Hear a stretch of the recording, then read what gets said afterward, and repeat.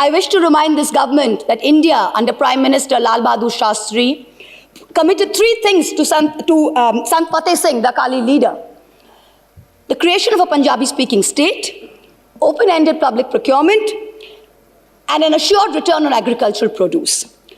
These farm laws threaten to snatch away two of these guarantees. These laws were arrived at without consensus, tabled without scrutiny, and rammed down this nation's throat with the brute force of the Treasury benches. They have firmly established this government's motto of brutality over morality. And everyone else in this country has been portrayed as a coward or a terrorist from the record. The sacred cow that was the judiciary is no longer sacred.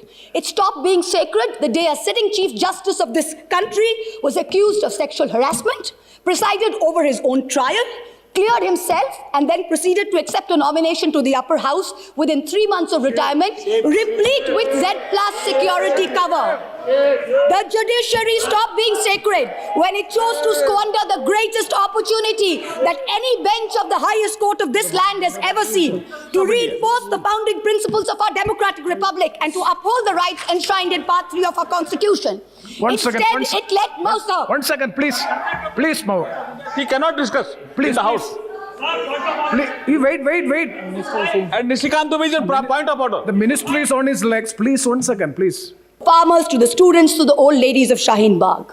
It is very important that I not only not avoid them, but I bring them up, because I did not accuse the honorable gentleman of sexual harassment. Please. Somebody else did. A trial happened which he presided over. Number one, let me put it on record. I did not. It is a matter of great shame that someone sitting in the Chief Justice of India's chair, to which he had been appointed by the President of India, was accused of such a horrible act. I did not do it.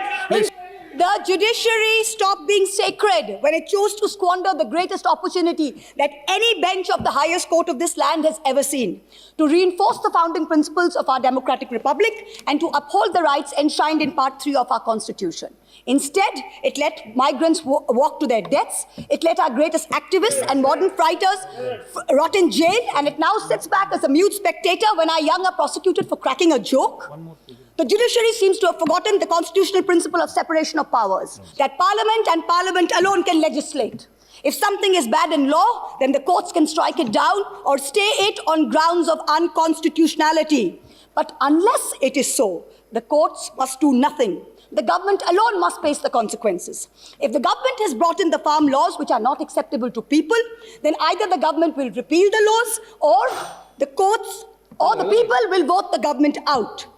We urgently need the sagacity and courage shown by the high courts during the emergency when they delivered ADM Jabalpur and like decisions. The Supreme Court, unfortunately, is failing the common citizen and is being perceived as protecting the privilege and, ironically, only itself. A very large section of the Indian media has plummeted to new depths, both in terms of lack of factual reporting as well as the total absence of journalistic ethics.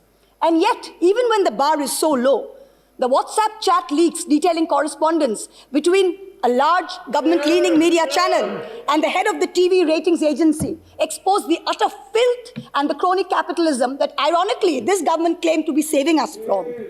What is left of the resilient media is being targeted with the provisions of the UAPA and other draconian laws.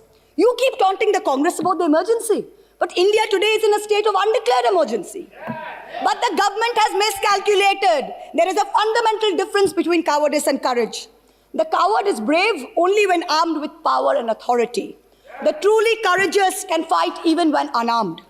Do not forget this. Do not forget this when you tell the authorities in Ghaziabad to clear the protest site overnight with the help of the police and the bureaucracy.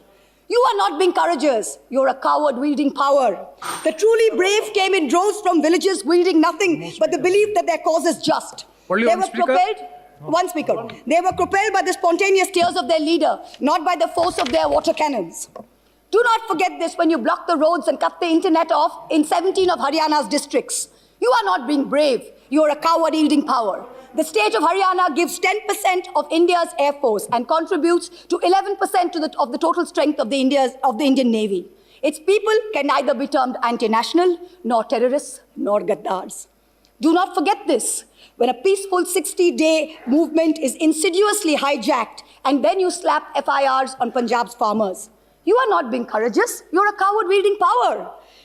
Bhagal Singh and Jassa Singh Ahluwalia, leading their missiles, captured Delhi way back in 1783 from the Mughals. Their descendants do not lead a lesson in courage from those who captured Delhi only in 2014. Tagore, in his poem, Bondi Bir, the Captive Warrior, an ode to Sardar Banda Singh Bahadur, wrote, Eshe sheshe ekdin, jibon mrittu pair bhritto, chitto bhabonahin, eshe sheshe ekdin. That momentous day has arrived. In the 125th year of Subhash Chandra Bose's birth, the central government has made every attempt to hijack Netaji's legacy and weave it into their own fake, narrow narrative of courage. But this nation needs to know that Netaji had two clarion calls, both embodiments of his courage and his spirit. One was the salutation, Jai Hind. Today, this government has replaced this national greeting with a narrow religious chant that it uses as a war cry to heckle, to bully, and to always remind the minority about who's in charge. Netaji's second call was Delhi Chalo, Chalo Delhi. This government falls over itself to pay lip service to Netaji. But in truth, you block the borders in Singhu, in Ghazipur, in Tikri with walls and spikes for all those who actually want to come to Delhi to tell you that much like Subhash Chandra Bose, they too will not accept any halfway house. Netaji told us never to lose faith in the destiny of India, and it is not India's destiny to be ruled by cowards. The time has come for us Please all to show conclude. courage. Please conclude. गिरते हैं शहसवार मैदान जंग में, वो तिफल क्या गिरे जो घुटनों के बल चले.